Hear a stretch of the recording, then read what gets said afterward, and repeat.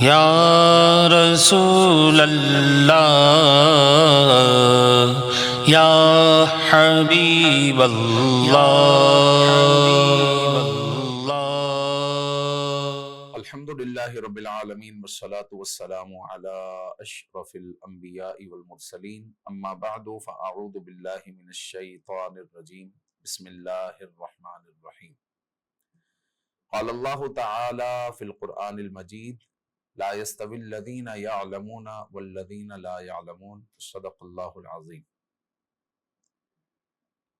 Programme آپ کے مسائل کا حل کے ساتھ ایک مرتبہ پھر میم ٹی وی پر حاضر خدمت ہے۔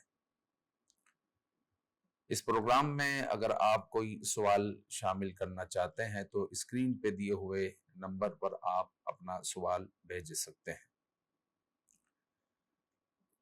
گزشتہ پروگرام میں جو آخری سوال تھا اس سوال کو کنٹینیو کرتے ہیں۔ سوال یہ ہے کہ بعض لوگ زکوٰۃ لیتے ہیں اور برسوں سے لے رہے ہیں، ان کو زکوٰۃ دے سکتے ہیں یا نہیں؟ یہ بھی ہمارے معاشرے کے کچھ لوگ ہیں کہ کسی وقت ان کی مجبوری تھی تو ان کو لوگوں نے زکوٰۃ دینا شروع کی اور وہ آج تک زکوٰۃ لے ہی رہے ہیں اور لوگ ان کو دے بھی رہے ہیں اور پھر وہ لوگوں سے مانگتے بھی ہیں۔ یاد رکھیں کہ مانگنا شریعت مطہرہ میں نہایت قبیح فعل ہے۔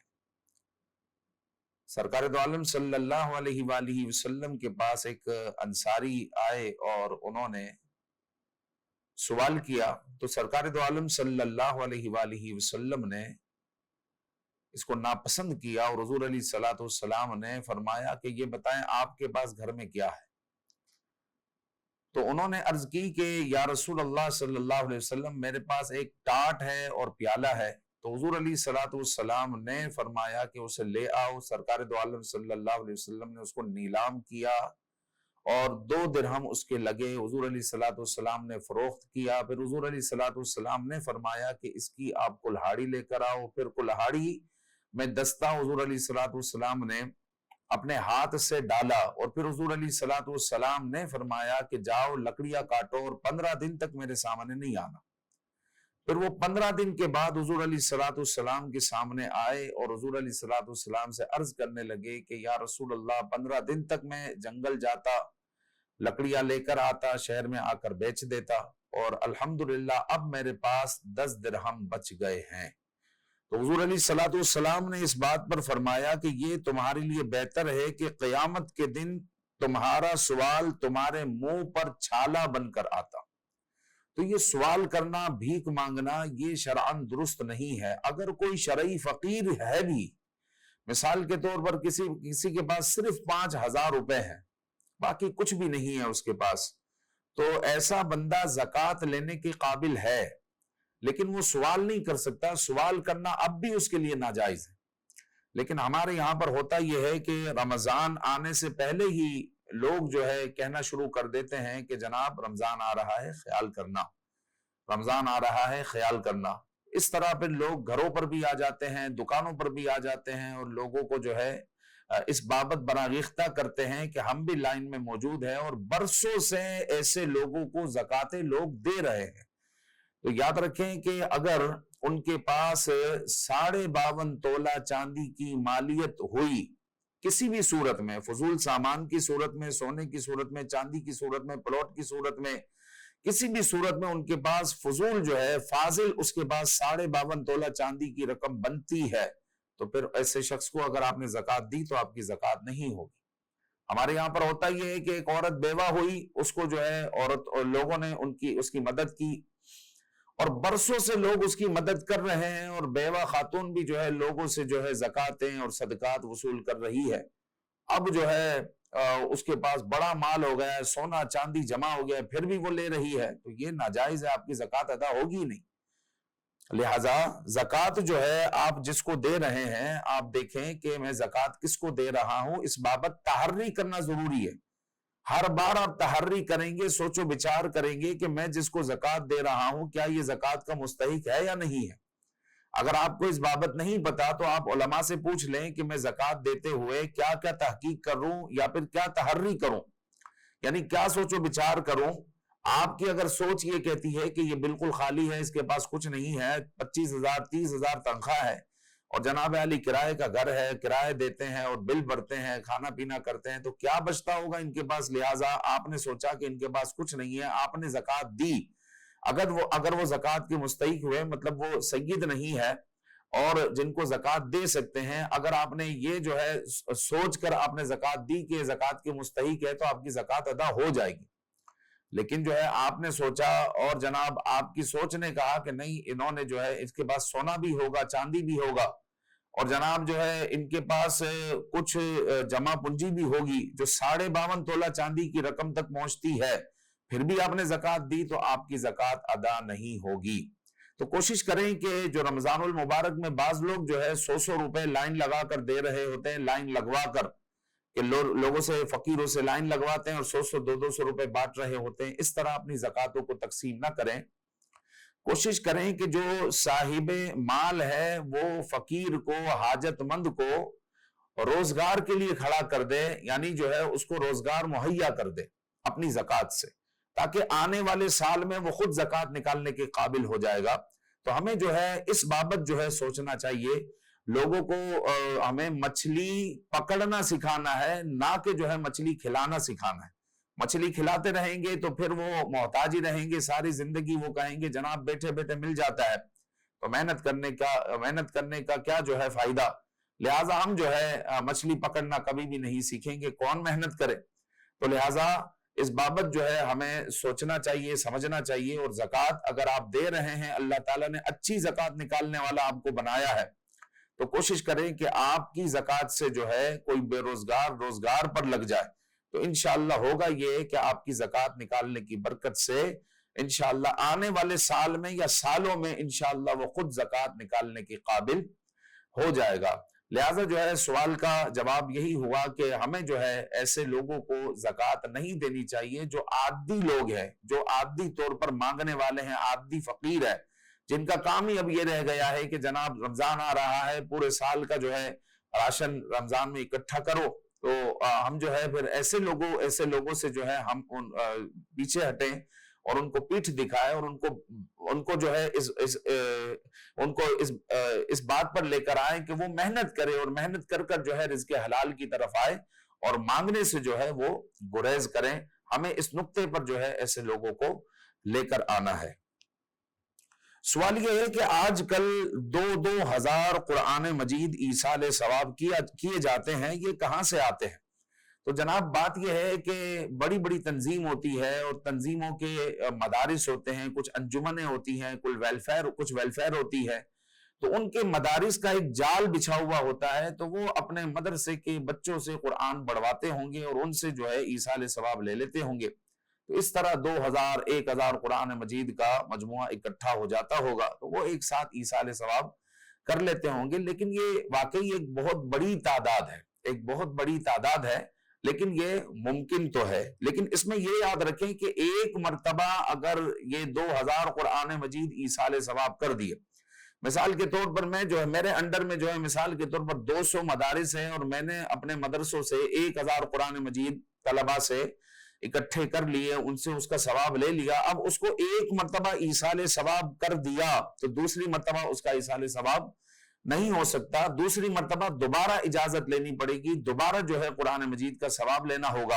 اور پھر جو ہے دوسری مرتبہ ایصال ثواب کیا جا سکتا ہے۔ ایسے نہیں کہ ایک مرتبہ کسی کو جناب 500 قرآن مجید کا ثواب مل گیا تو اب وہ ہر جگہ پر اس کی پرچی چلا رہا ہے، یہ نہیں ہو سکتا۔ ہاں اتنا ضرور ہے کہ اگر آپ نے خود جو ہے 10 قرآن مجید مثال کے طور پر پڑھے ہوئے ہیں تو اس 10 قرآن مجید کا بار بار آپ ایصال ثواب کرتے رہیں، بار بار آپ مرحومین کو اس کا ایصال کرتے رہیں، ثواب جو ہے پہنچاتے رہیں، تو یہ درست ہوگا۔ لیکن کسی اور کا پڑھا ہوا ہوگا تو آپ کو بار بار اجازت کی حاجت ہوگی۔ سویم یا ایصال ثواب کی محفل میں لوگ قرآن پڑھتے ہیں، وقت ختم ہو جاتا ہے، دعا ہوتی ہے، تو اس صورت میں جو پارہ مکمل نہیں ہوا تو بعد میں اس کو مکمل کرنا ضروری ہے یا نہیں؟ یہ بھی جو ہے لوگ اس سے بھی خوفزدہ رہتے ہیں کہ ایک جگہ سویم کی محفل ہو رہی ہے، آپ نے پارہ قرآن مجید کا لے لیا، اب آپ پڑھ رہے ہیں، وقت ختم ہو گیا، دعا شروع ہو گئی، تو اب اس پارے کو مکمل کرنا آپ کے لیے ضروری ہے یا نہیں؟ تو شرعی طور پر آپ کو اس پارے کا مکمل کرنا ضروری نہیں ہے.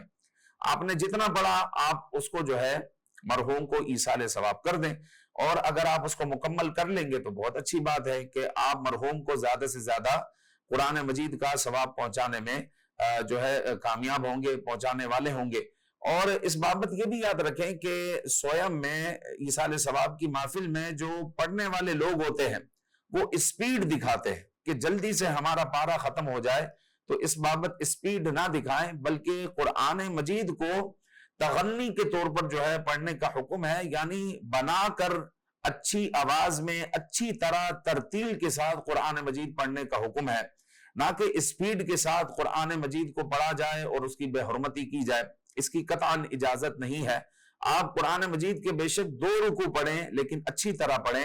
آپ اس میں اسپیڈ دکھا کر ایسا نہ کریں کہ قرآن مجید کو غلط پڑھ لے اور پھر جو ہے بجائے ثواب کے آپ کو گناہ حاصل ہو. تو آپ ایصال ثواب کی محفل میں آئے ہیں تو آپ بے شک جو ہے 1 رکوع پڑھیں، 2 رکوع پڑھیں، پاؤ پارا پڑھیں، آدھا پارا پڑھیں. پورا پارا آپ نہیں پڑھ سکتے کوئی بات نہیں، لیکن جتنا بھی پڑھیں اچھا پڑھیں، صحیح پڑھیں، اور پھر آپ مرحوم کو ایصال ثواب کریں. پورا پارا پڑھنا آپ کے لیے ضروری نہیں ہے، پڑھ لے تو یہ آپ کے لیے بہتر ہے. اسی طرح سوال ہوا کہ مونچھے رکھنے کا سنت طریقہ کیا ہے؟ امام اہل سنت رضی اللہ تعالیٰ عنہ نے اس بابت فتاوی رضویہ شریف میں آپ کا فتویٰ موجود ہے کہ مونچھے اتنی بڑھانا کہ منہ میں آئے یہ جو ہے حرام ہے اور گناہ ہے، اور یہ مجوسیوں کی، مشرکین کی اور یہود و نصارہ کا طریقہ ہے.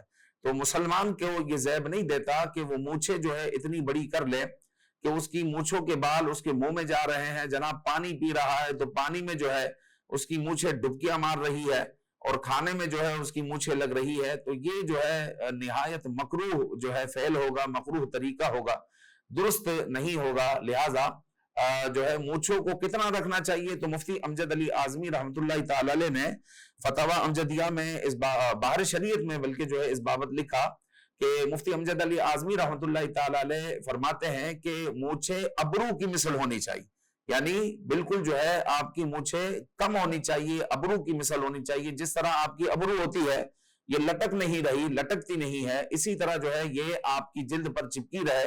جب آپ پانی پیے تو پانی میں آپ کی مونچھیں نہ لگے، کھانے پر آپ کی مونچھیں نہ لگے. تو اس طرح جو ہے آپ کی مونچھیں ہونی چاہیے. سوال ہے کہ کیکڑے کا سوپ پینا جائز ہے یا نہیں؟ یاد رکھیں کہ سمندر کا ہر جانور حرام ہے سوائے مچھلی کے، اور کیکڑا ایک کیڑا ہے، لہذا کیکڑا کھانا یا کیکڑے کا سوپ پینا یہ ناجائز ہے، بالکل درست نہیں ہے. اب بعض لوگ کہتے ہیں کہ ہم تو علاج کے لیے پیتے ہیں، تو یاد رکھیں کہ علاج کے لیے بھی پینا ناجائز ہے.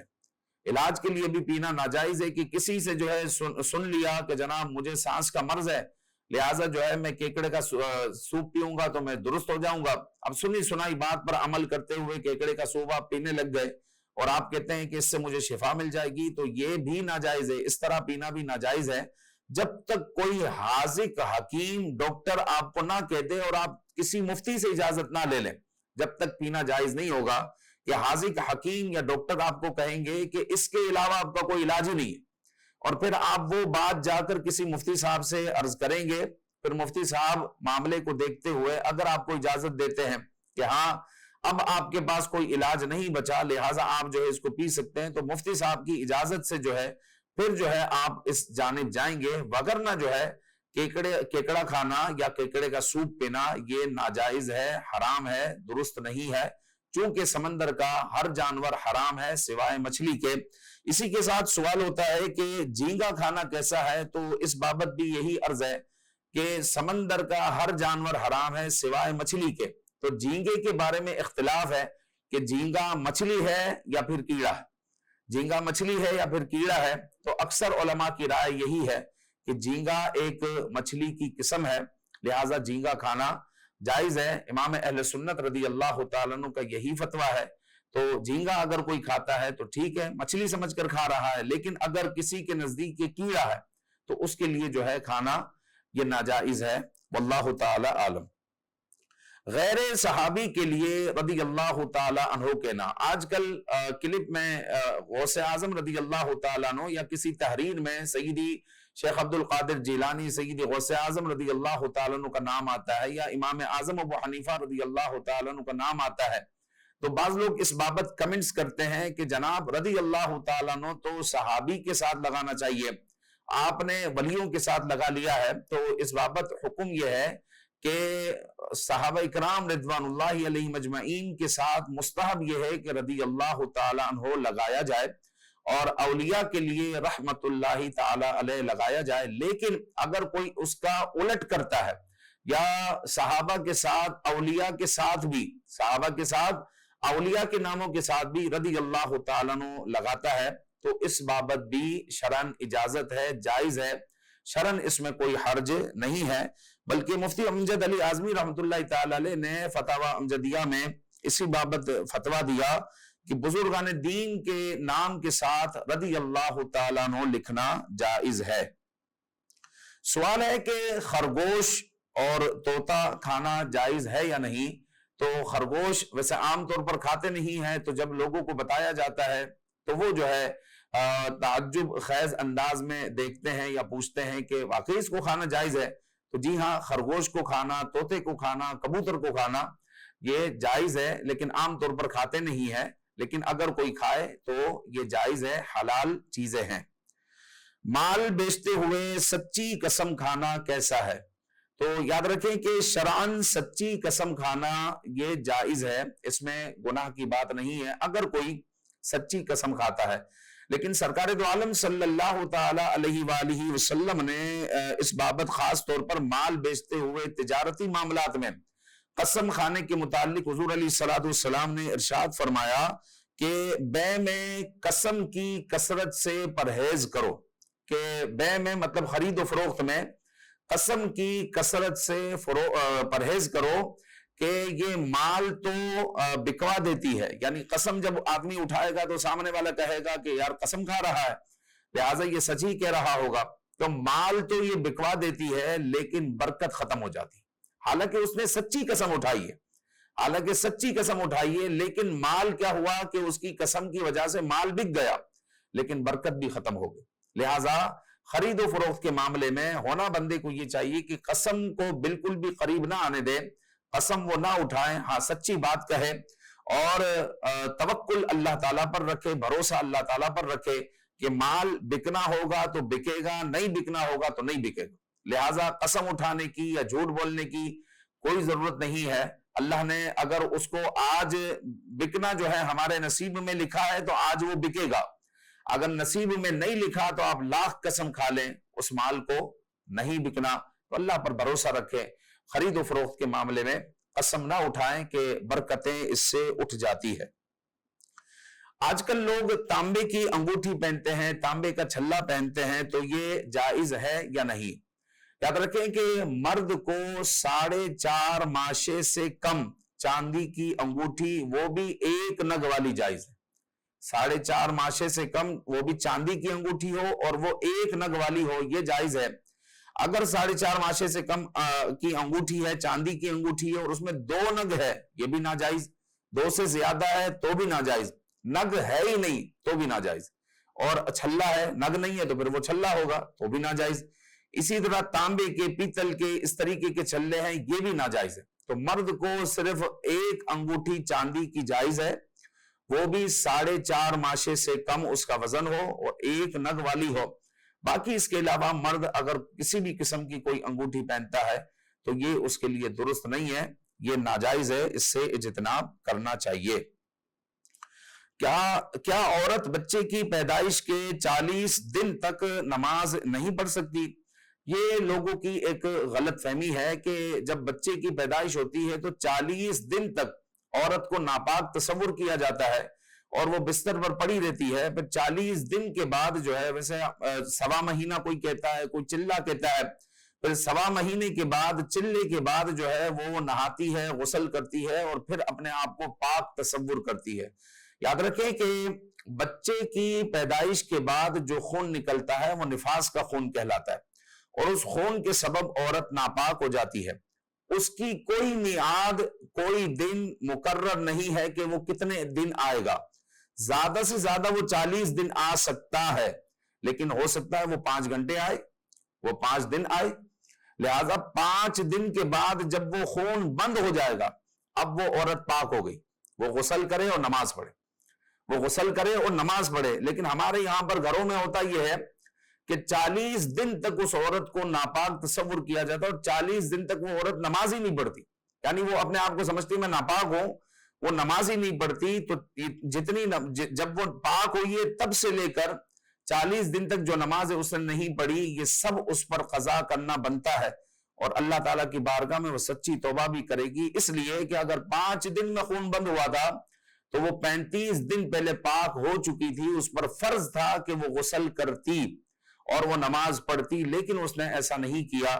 تو یہ لوگوں کی غلط فہمی ہے. اور یہ غلط فہمی کیوں کر اور کیسے پیدا ہوتی ہے؟ یہ جو گھر کی بڑی بوڑھی عورتیں ہوتی ہے، یہ سینہ بسینہ جو غلط مسائل چلے آ رہے ہیں، یہ اس کی وجہ سے جو ہے یہ غلط مسئلے آگے پہنچتے رہتے ہیں، اور ہماری بہنیں جو ہے غلط مسئلوں پر عمل کرتی رہتی ہے. تو بہنوں کو بھی چاہیے کہ وہ صحیح مسئلوں کو سیکھے. تو بہنوں کے لیے بہترین کتاب ایک جنتی زیور بہترین کتاب ہے. مختصر اس میں خاص طور پر عورتوں کے مسائل لکھے ہوئے ہیں. مختصر جو ہے عورتوں کے لیے جو ہے چیزیں لکھی ہوئی ہے، نماز ہے، عقائد ہے، اسی طرح زکوٰۃ ہے، حج ہے، اسی طرح عورتوں کے خاص مسائل ہے، مختصراً سہل انداز میں لکھے ہوئے ہیں. تو یہ ہر گھر میں عورتوں کو یہ کتاب رکھنی چاہیے، پڑھنی چاہیے. اس کو پڑھیں گے تو انشاءاللہ جو غلط مسائل ہے اس سے جو ہے آپ اجتناب کریں گے اور صحیح مسئلوں پر عمل کرنے پہ قابل ہو جائیں گے. تو یہ بھی ایک غلط مسئلہ ہمارے یہاں پر چلا آ رہا ہے کہ 40 دن تک عورت اپنے آپ کو اور عورت کے گھر والے عورت کو جو ہے ناپاک تصور کرتے ہیں، جو کہ غلط ہے. سوال یہ ہے کہ اگر کسی نے اپنے بیٹے کو محرم کے دنوں میں فقیر بنانے کی منت مانی ہو تو وہ کیا کرے؟ یہ بعض علاقوں میں جو ہے یہ چیز رائج ہے کہ بچے کو فقیر بناتے ہیں، بولتے ہیں امام حسین کا یہ فقیر ہے، لہٰذا آج کے دن یا یہ 10 دنوں میں یا 3 دن تک جو ہے یہ اس کو گھر میں کھانا نہیں ملے گا، یہ کھانا مانگ کر کھائے گا. لہٰذا وہ پڑوسیوں کے رشتہ داروں کے گھر پر جا کر کھانا مانگ کر کھاتا ہے. تو یہ جو ہے عقل سے بالکل ماورا بات ہے، غیر شرعی بات ہے کہ ایک بچہ ہے اور بچے کا کفیل جو ہے، بچے کا باپ صاحب نصاب ہے، وہ اس کو کھلا سکتا ہے اور بچے کو وہ فقیر بنا رہا ہے.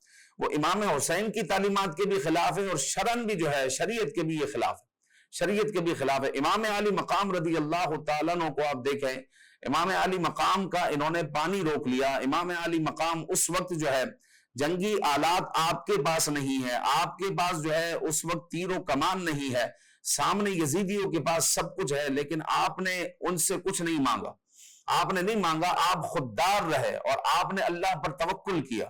اور آپ نے جو ہے جب شہادت بھی دی تو آپ نے اپنے سر کو نہیں جھکایا، اپنے سر کو نہیں جھکایا. تو امام علی مقام جو ہے اپنے ماننے والوں کو یہ نہیں سکھاتے کہ آپ جو ہے فقیر بن جائے اور اپنے سر کو جھکا لے اور خودداری کو چھوڑ دے اور جناب علی بھیک مانگنے لگ جائے. تو امام علی مقام کا ہرگز یہ سبق نہیں ہے. ہاں ہم فقیر ہیں لیکن امام علی مقام کے در کے فقیر ہیں، لوگوں کے فقیر نہیں ہے کہ لوگوں کے گھروں پر جا کر ہم جو ہے مانگیں اور ان کے ہم محتاج ہو جائیں.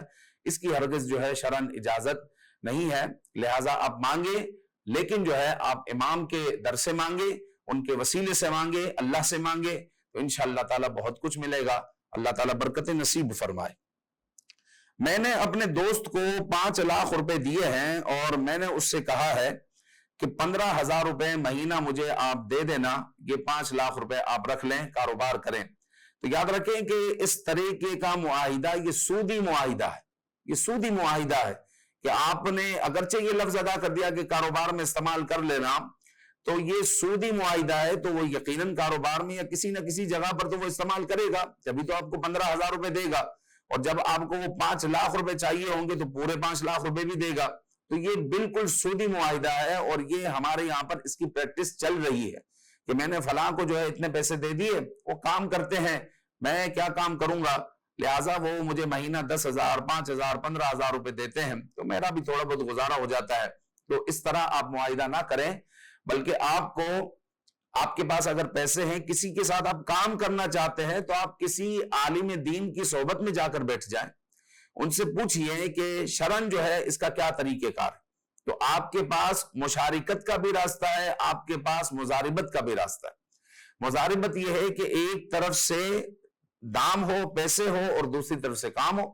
آپ اپنے دوست کو کہیں کہ جناب میرے پاس 10 لاکھ روپے ہیں اور آپ کے یہاں پر یہ مال ہوتا ہے، تو یہ مال میری طرف سے آپ رکھ لو، لہٰذا اس پر جو بھی پروفٹ ہوگا ہم آدھا آدھا لے لیں گے۔ تو یہ آپ جو ہے اس کے ساتھ ایک چیز میں مضاربت اختیار کر رہے ہیں، اور چلتے کاروبار میں تو مشارکت ہو نہیں سکتی۔ تو اس بابت جو ہے آپ کسی عالم دین کی صحبت کو اختیار کریں اور ان سے پوچھیں کہ میں کس طرح اپنے مال کو بطور مضاربت کے یا مشارکت کے لگا سکتا ہوں، تاکہ جو بھی آپ کے پاس منافع آئے وہ حلال منافع آئے، حرام نہ ہو۔ چونکہ حرام ہوگا تو حضور علیہ الصلوۃ والسلام نے فرمایا جو جسم حرام سے پلا بڑا ہوگا تو وہ جہنم کا حقدار ہے، وہ جہنم میں جائے گا۔ لہٰذا جو بھی کمائے، جتنا بھی حاصل کرے، حلال کا حاصل کرے، حرام کی طرف جو ہے، مومن کی یہ صفت نہیں ہے کہ وہ حرام کی طرف رغبت کرے۔ آپ دیکھیں امام اعظم ابو حنیفہ رضی اللہ تعالیٰ عنہ کا ایک تھان جو ڈیمیج تھا، وہ جو ہے جو آپ کا نوکر تھا اس نے بھول سے بیچ دیا، حالانکہ آپ نے اسے کہا تھا کہ یہ بتا کر بیچنا کہ اس میں یہ جو ہے اس میں نقص ہے اور آپ کو بتا کر بیچنا ہے، تو اس نے ایسے ہی بیچ دیا۔ امام اعظم ابو حنیفہ نے اس کو تلاش کیا، نہ ملا، اس دن کی آپ نے ساری کمائی کو صدقہ کر دی، حالانکہ اس تھان کی کمائی کو آپ صدقہ کر دیتے، اس تھان کی کمائی کو آپ صدقہ کر دیتے، آپ نے اس دن کی ساری کمائی کو صدقہ کر دیا کہ اس کمائی میں اس تھان کے پیسے کون سے ہیں مجھے نہیں پتا، لہٰذا ساری کمائی کو آپ نے صدقہ کر دیا۔ یہ آپ کا تقویٰ تھا، یہ تقویٰ تھا۔ لہٰذا حلال کی طرف مومن کو رغبت رکھنی چاہیے، حرام سے مومن کو دور رہنا چاہیے۔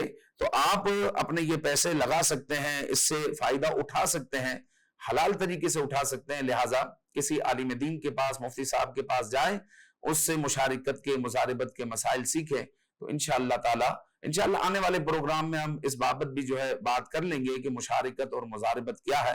آپ اس پروگرام کو بھی آپ دیکھیے گا، انشاءاللہ العزیز بہت کچھ سیکھنے کو ملے گا۔